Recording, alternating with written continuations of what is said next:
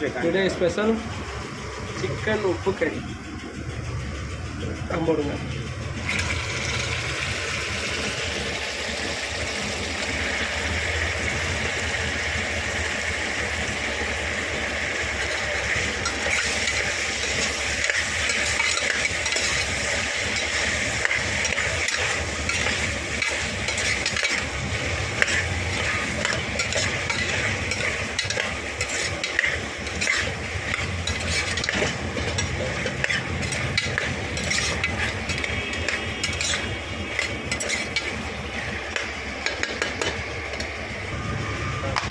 போதுமான அளவு தண்ணி ஊற்றிக்கிடுவோம்.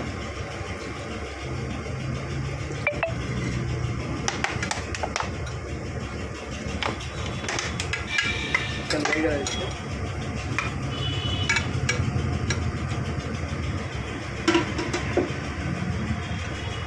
குக்கர் மூடியை போட்டு மூடிடுவோம். எல்லோரும் சிக்கன் கிரேவி எதுலேயும் வைப்பாங்க, நாங்கள் குக்கர்லேயும் வைப்போம்.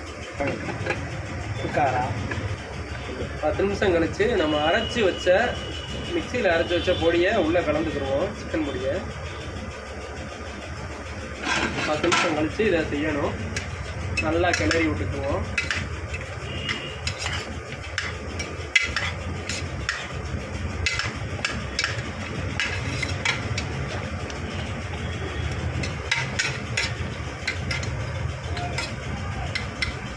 பச்சை கறி தன்மை மாறுற வரையே இது வேகணும். மூடி வச்சுக்கணும். ஃபைனலி நம்ம சிக்கன் கிரேவி ரெடி ஆயிடுச்சு. நல்லா சுட சுட மணக்க நம்ம பொடி போட்டதுனால அது தனியாக ஒரு மனம் கொடுக்குது. ஆஹா, என்ன மனம். ஓகே, நாங்கள் சாப்பிட போகிறோம். சாப்பிட்டுட்டு மீட் பண்ணலாம். பாய்.